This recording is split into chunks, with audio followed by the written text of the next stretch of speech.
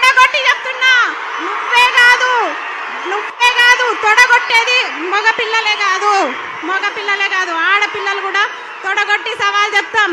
రేవంత్ రెడ్డి గారు, మిమ్మల్ని ఇడిచిపెట్టే ప్రసక్తి లేదు. పాలమూరు బిడ్డ అన్నావు కదా, నీ విద్యాశాఖ మంత్రి నువ్వు పెట్టుకున్నావు కాబట్టి నేను ఇట్లా అడుగుతున్నాం. వేరేదైతే నేను అడగకపోదు.